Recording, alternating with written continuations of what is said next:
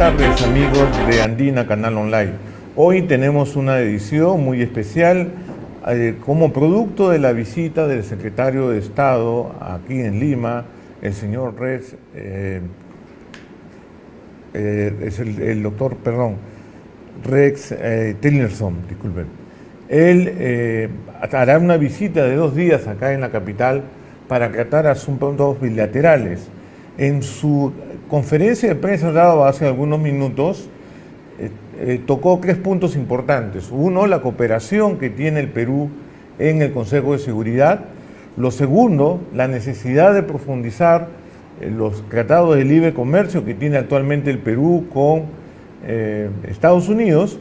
Y en tercer lugar, el caso de la cooperación para enfrentar el problema del narcotráfico, ¿no? Estos 3 temas los vamos a analizar con diferentes invitados que gentilmente nos van a comentar acerca de estos eventos. Tenemos en línea ya al especialista en temas de seguridad, el señor Andrés Gómez de la Torre. Si es así, Andrés, muy buenas tardes. Hola, ¿qué tal? Buenas tardes. Calurosa, buenas tardes, por cierto. ¿Cómo está? Bien, gracias. Son 3 temas muy importantes. ¿Por qué es importante dentro de esta agenda bilateral tener a Perú, ya que eres especialista en temas de seguridad, a Perú ser un miembro cooperante con Estados Unidos dentro del Consejo de Seguridad? Bueno, sin duda que la agenda formalmente tiene algunos puntos, los cuales ya se conocen, básicamente los temas de corrupción. También, obviamente, el tema referido al tema del libre comercio y el narcotráfico, pero también hay una agenda, digamos, un poco soterrada hacia abajo, que son 2 temas que preocupan fundamentalmente, ¿no?, a Estados Unidos. Es el caso de Venezuela, por un lado, y el caso de China, por el otro. De tal manera, pues, que también no pensemos que es una gira propugnada por el Departamento de Estado, desde el punto de vista de temas bilaterales, sino también obviamente que tiene una correlación regional y en el caso de China extracontinental. Ahora, en el caso de uno de los temas que han tocado, y ya ha agradecido personalmente Tillerson a la canciller peruana Cayetana Jovín, es el apoyo que tiene Perú a la condena en todas las pruebas nucleares que ha realizado en Corea del Norte. Sí, sin duda también, eso es parte de la agenda. Hay una diplomacia nuclear y hay un tema muy tenso de relación bilateral por el programa nuclear de Corea del Norte y de otros programas nucleares, como el caso de la República Islámica de Irán, por ejemplo, que están en el tapete.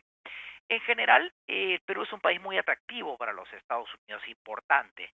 No solamente porque es un país, y digámoslo en temas de seguridad, generador de amenazas, acá hay narcotráfico, y hay un tema de consumo interno en los Estados Unidos, y ha habido terrorismo, sino también porque el Perú de una u otra manera se ha consolidado como un actor favorable o coincidente con muchos aspectos de la política exterior norteamericana contemporánea.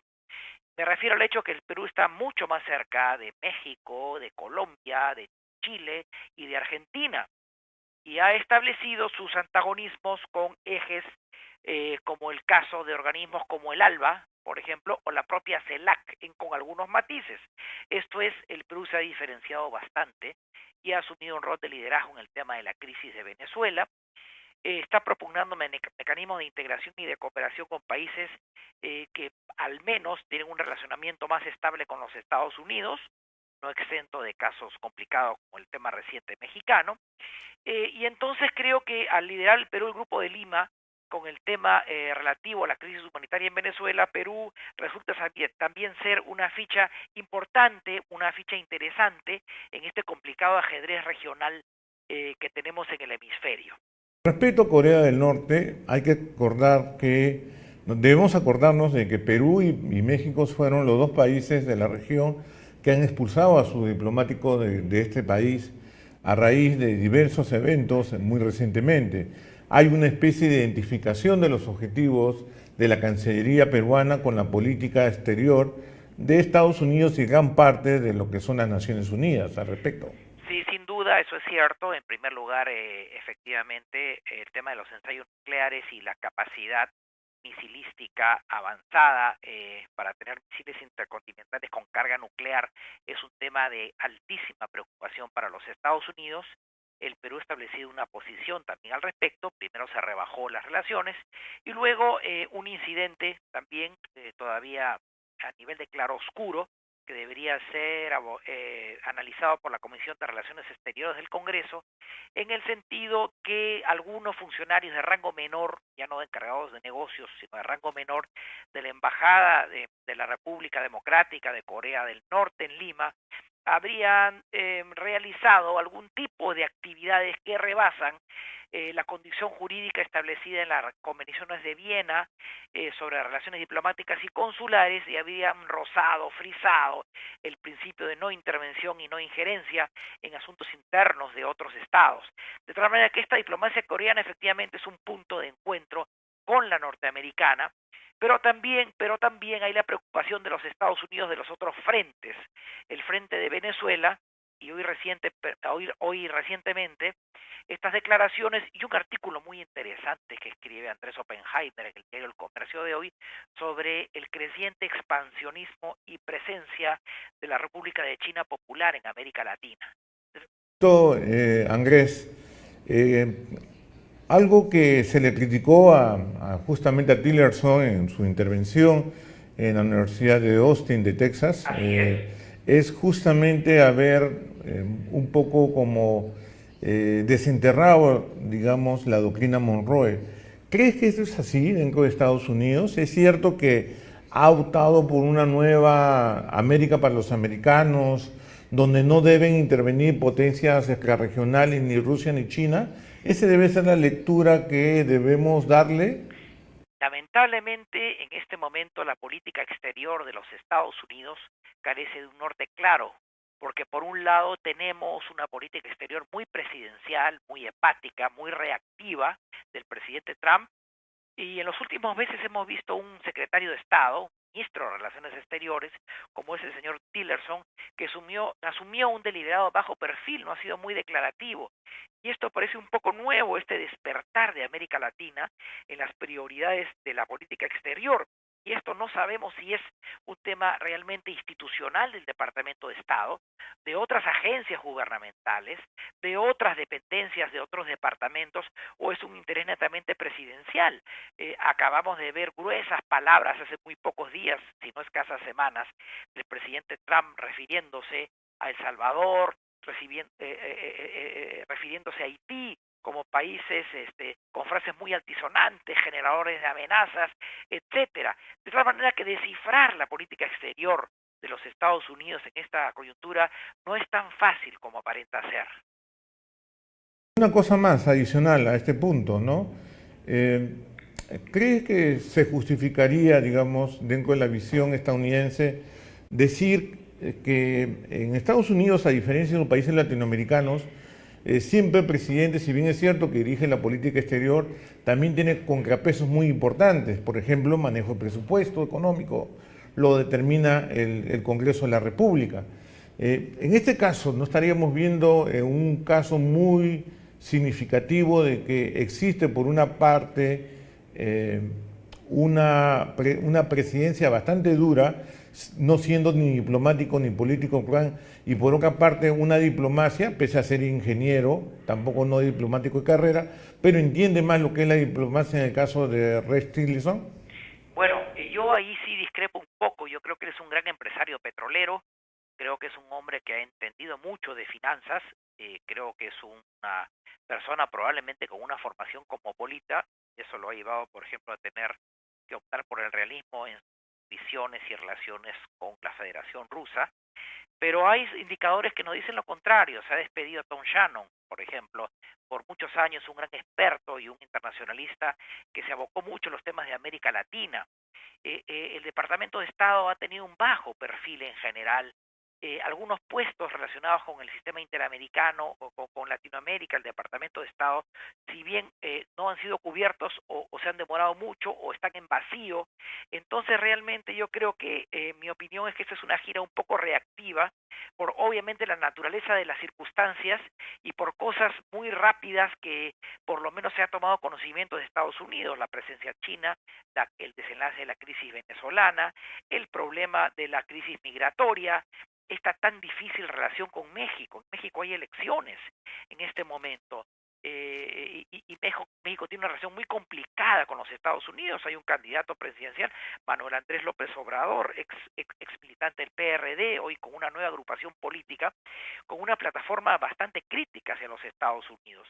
Entonces pensemos, tenemos una serie de elecciones en la región, además, a puertas este año. Entonces pensemos que también es una prioridad, pero una suerte de preocupación reactiva, porque no ha sido el talante de los Estados Unidos una preocupación extrema, particularmente los primeros meses de gestión del presidente Trump. Andrés, yo te quiero agradecer por tus palabras y tu participación y será hasta una siguiente oportunidad. Encantado, muy buenas tardes, creo que el tema es muy interesante.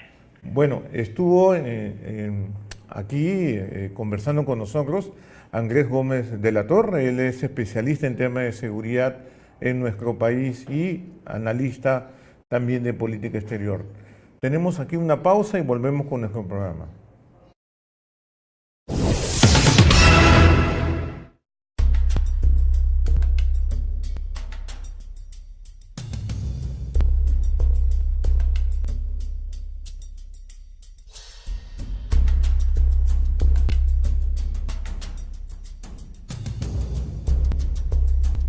Las torres son similares en planta. Hay 4 de ellas que tienen 20 pisos de altura y las otras 3 tienen 19. El avance que ven ustedes al día de hoy es de alrededor de 40 días de trabajo.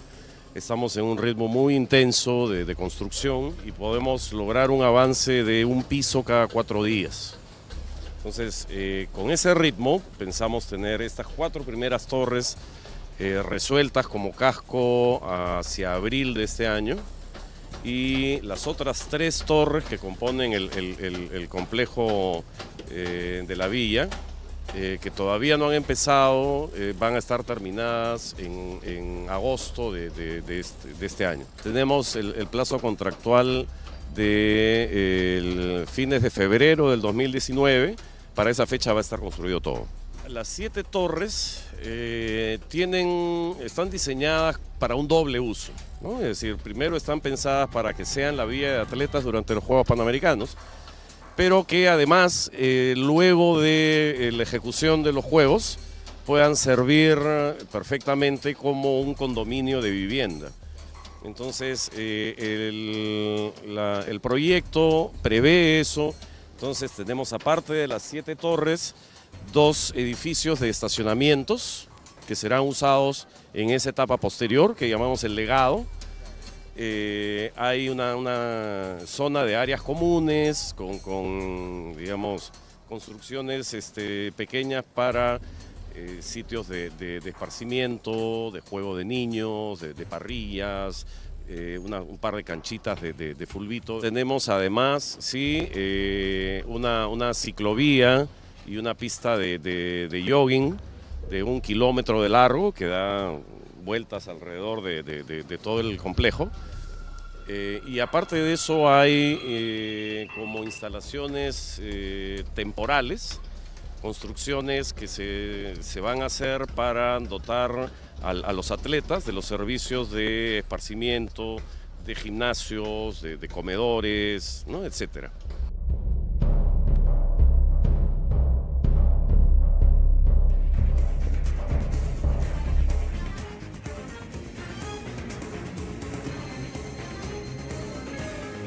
Amigos de Andina Online, continuamos acá con este programa especial dedicado justamente a la visita del secretario de Estado, Rex Tillerson, acá en nuestro país. Tenemos en la línea al internacionalista, profesor de Relaciones Internacionales de la Universidad Católica, el magíster Oscar Vidarte.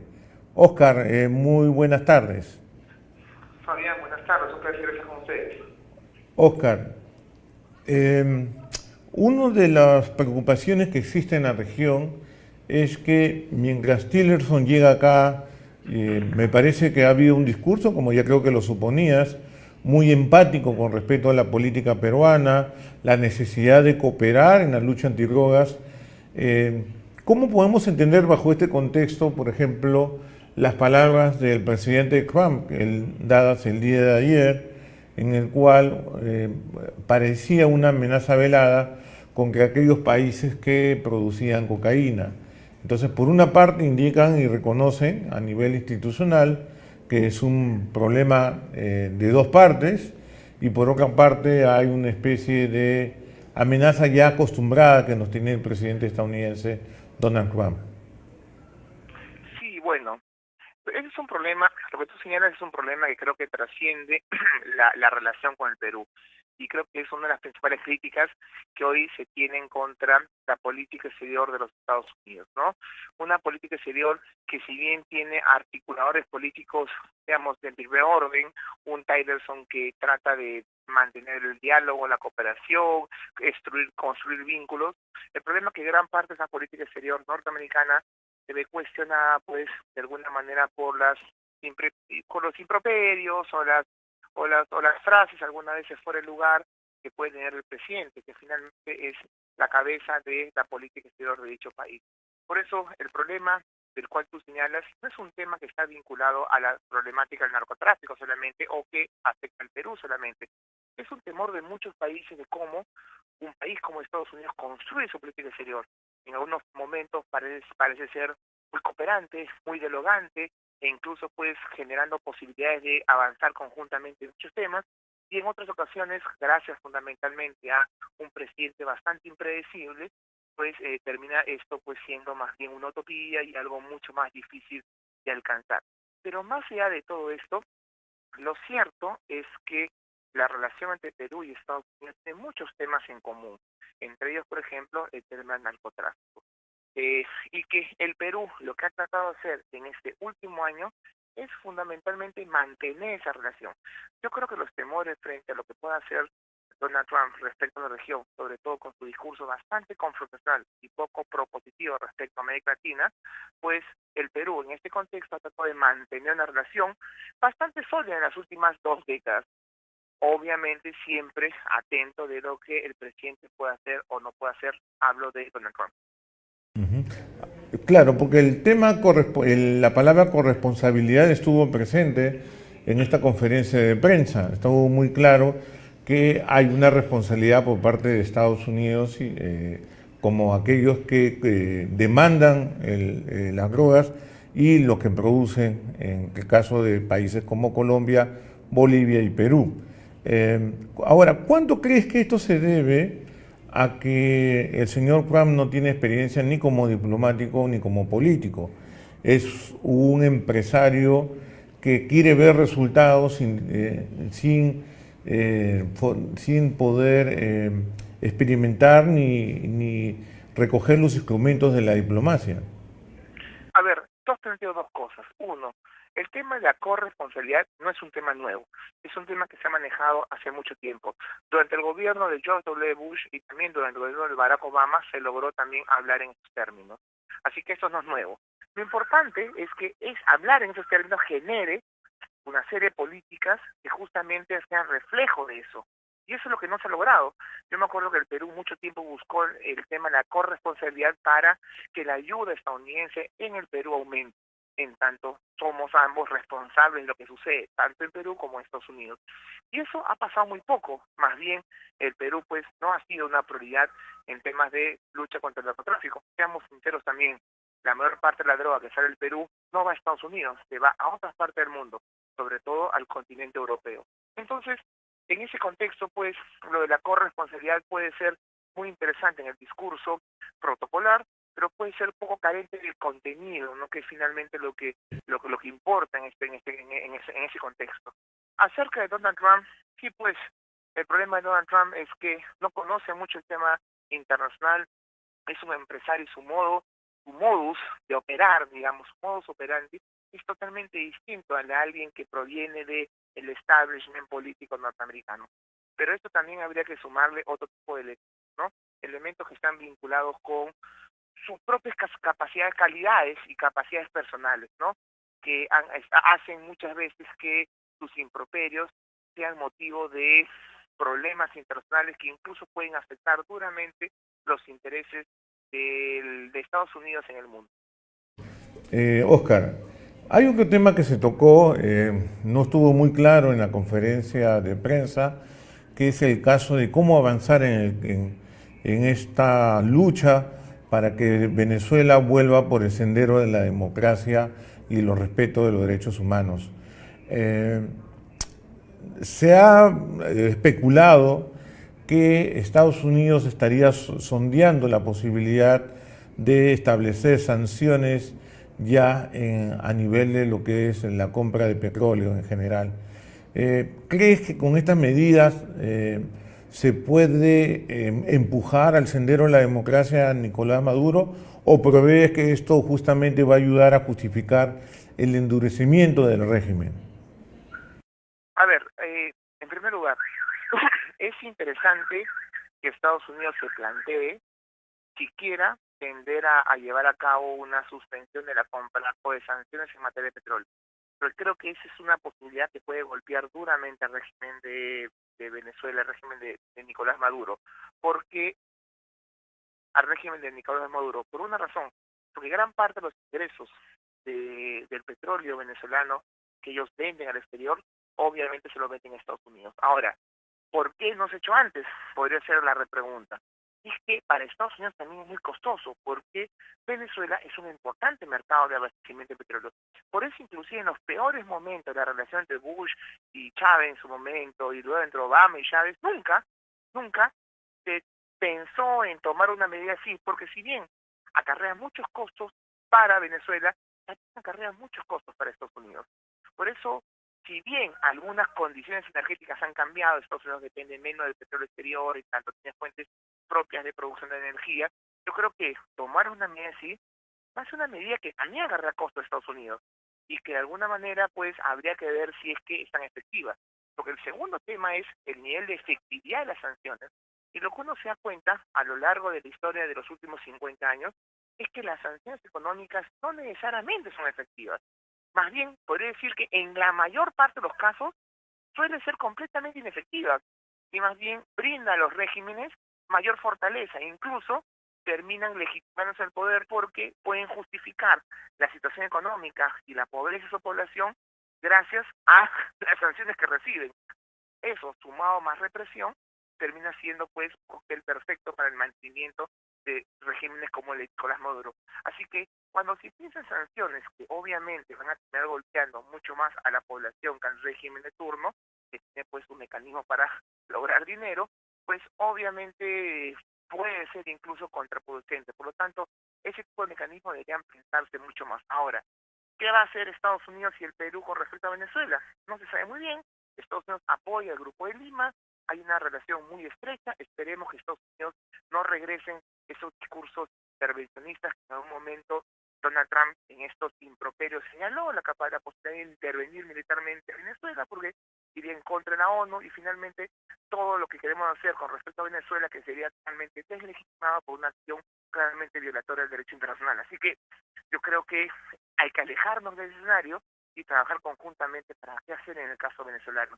No sé si las sanciones sean el mejor camino, por lo que cabe exponer, pero pues es una de las opciones existentes. Oscar, pero si no hay sanciones, el único camino que ha sido el diálogo, estamos años y años con la posibilidad de dialogar, y todas las iniciativas son bloqueadas por los aliados de Venezuela en los organismos supranacionales.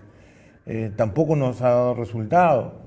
Y las consecuencias sociales, como tú ya sabes, ya lo estamos viviendo países de la región con la inmigración. Es que sí hay sanciones, y hay muchos tipos de sanciones adicionales. Hay sanciones contra el régimen Maduro, contra las principales autoridades del régimen chavista, Hay sanciones que también impiden que el régimen venezolano pueda libremente llevar a cabo transacciones, pues hay muchos bloqueos internacionales. En otras palabras, hay todavía una serie de sanciones que se pueden aplicar que en la medida de lo posible tengan la menor, digamos, la menor cantidad de afectación a la población. Pero yo creo que si uno recurre a la sanción del petróleo, un tipo de sanción así va a tener un efecto directo sobre la calidad de vida de la población. Creo que hay una serie de sanciones que se pueden aplicar en el caso venezolano a nivel internacional que tienen un impacto mayor sobre justamente los actores. En este momento nosotros estamos cuestionando dentro del sistema venezolano. Ahora, otro tema que aparece en este escenario que es inevitable y es una pregunta básica, y es: ¿Venezuela es el único caso? Porque pareciera que solamente hablo de Venezuela, pero tengo la impresión que el tema de la democracia es un tema que no se acaba con Venezuela. Es más, Venezuela termina siendo la punta de iceberg de todo el caso, de toda la lucha por la democracia en la región. Me pongo a pensar rápidamente en el caso de Honduras. Honduras, un presidente prohibido por la Constitución Popular, ha sido reelegido en unas elecciones que la OEA misma dijo que se repitan. En otras palabras, la verdad es que para mí el presidente Orlando no guarda mucha diferencia en términos democráticos el régimen venezolano, salvo por la situación económica que atraviesa Venezuela. Entonces, me parece que algunas veces estos pedidos contra Venezuela son altísimos, ¿ok? Terminan pues haciéndonos olvidar que la región en su conjunto necesita un debate mucho más importante acerca de la democracia que trasciende y no se acaba con el tema venezolano. Bueno, Oscar, yo te quiero agradecer por tu participación aquí en nuestro programa Antena Internacional y será para una siguiente oportunidad. Había un placer, como siempre, a su disposición. Muchas gracias y hasta pronto. Adiós. Bueno, fue Oscar Vidarte, él es profesor de Relaciones Internacionales de la Pontificia Universidad Católica del Perú, comentando justamente uno de los puntos que se ha discutido a raíz de la Cumbre de las Américas, que es cómo avanzar para que Venezuela pueda volver al sendero de la democracia, y la verdad que es un tema muy complejo y ninguna salida parece suficiente para que esto suceda. Tenemos ahora en el teléfono al periodista especializado en temas internacionales, el periodista Ramiro Escobar. Si fuera así, Ramiro, muy buenas tardes. Bueno, mientras que esperamos la conexión de Ramiro, vamos a comentar que en esta oportunidad tenemos que el ahora secretario de Estado, Rex Tillerson, está volviendo al país luego de 46 años. Él recuerda con mucha añoranza que el Perú fue el primer país que visitó durante su vida. Cuando estaba en el primer año de la secundaria, de la universidad, justamente él visitó en una obra benéfica como es tocar en una banda, la Longhorn Band de la Universidad de Texas en Austin, para recaudar fondos para los damnificados del terremoto de Huaraz. Creo que tenemos ahora sí a Ramiro Escobar. Si fuera así, Ramiro, muy buenas tardes. ¿Cómo te va, Fabián? Gusto saludarte. Muchas gracias por la participación aquí en nuestro programa. Ramiro, hay 3 puntos que tocaron el día de hoy muy claramente en la conferencia de prensa y han sido básicos. El primero de ellos se refiere al agradecimiento por parte de Estados Unidos por la identificación en los objetivos que tienen el Consejo de Seguridad. Lo segundo es el tema de la lucha contra el narcotráfico, que es justamente, acá se habló de la corresponsabilidad que existe entre ambos países en este tema, y el tercero fue el tema de cómo profundizar el libre comercio, que ya ha mejorado, de acuerdo a las estadísticas, un 60% en relación del acuerdo suscrito del TLC, que valga la pena que hay que aclarar que en este caso el superávit lo tiene Estados Unidos, no es el caso de México donde tiene pérdidas. Aquí el superávit comercial lo tiene Estados Unidos con respecto al Perú. Con respecto al tema del narcotráfico, y ya que también eres especializado en temas de medio ambiente, te quería preguntar lo siguiente. ¿Cómo ha asumido hasta el momento Estados Unidos esa corresponsabilidad en los últimos años? Se habla, y esto a raíz de unas palabras del día de ayer del presidente Donald Trump, que estaría amenazando con recortar la ayuda si es que no se recorta de porrazo la venta o la producción de cocaína para la venta en Estados Unidos. Pues mira, yo creo que Rex Tillerson, a pesar de no ser, digamos, hay con formación diplomática y, digamos, no ser tan en el ámbito tradicional de la política norteamericana, pareciera que tiene un poco más de habilidad política que Donald Trump. Donald Trump me parece alguien desavisado en ese terreno, alguien que no tiene para nada, a mi juicio, un talla estadista. No digo que Tillerson sea un estadista, pero por lo menos da la impresión que sabe lo que habla, ¿no? Respecto al narcotráfico, ya desde hace unos años viene cambiando un poco, sobre todo a nivel discursivo, la posición de Estados Unidos frente al tema en sentido de aceptar la corresponsabilidad. Eso es algo que ya desde que habló Bill Clinton, a lo cual le bajó un poco el volumen George W. Bush, pero que Obama recuperó con la influencia de decir que, bueno, era un premio de salud pública, que no solo era la casa que estaban o acá actuaban las ondas de narcotráfico que exportan la droga para Estados Unidos.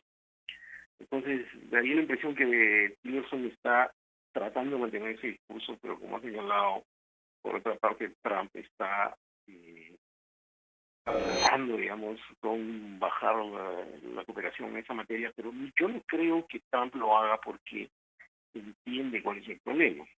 Si no, tal vez Tillerson sí lo entiende, pero Trump creo que lo hace en su lógica de mirar para él, ¿no? De América para los americanos. Entonces, estamos viendo, creo, y esto es interesante, otra cara de la administración norteamericana en este momento, la cara un poco más hábil, pero no por eso tan distanciada de las ideas generales de lo que es la política de Donald Trump. Ahora, tocaste un tema importante que fue justamente una de las bases del discurso. Creo que es el primer intento de hacer un discurso coherente para América Latina, que recién fue el día viernes pasado con esta locución de Tillerson ante la Universidad de Texas en Austin, que es justamente el de decir que países de la región como Rusia y como China no son países amigos de la región, ya que son gobiernos autoritarios que están aprovechando muy específicamente las materias primas de la región. ¿Crees que esta apreciación es un retorno a lo que se denomina, lo que tú has denominado, lo mencionaste, lo de América por los americanos, la doctrina Monroe?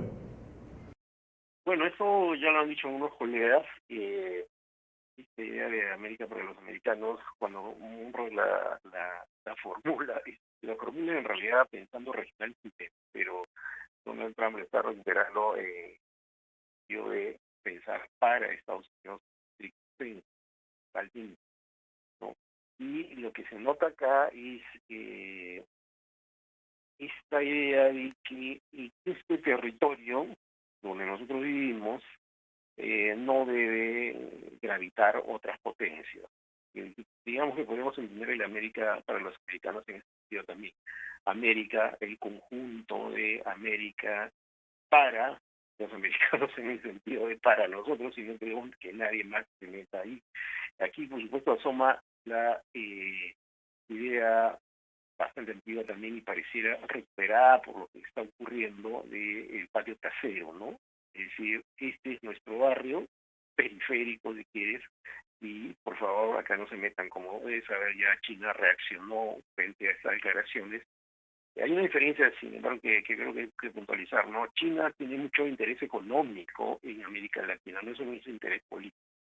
China es una gran fábrica que trata de vender una serie de artefactos o de productos a todo el mundo, mientras que Rusia tiene básicamente una influencia política, ¿no? Una influencia que no es tanto comercial, sino política y en algún caso a nivel militar por la venta de armamento.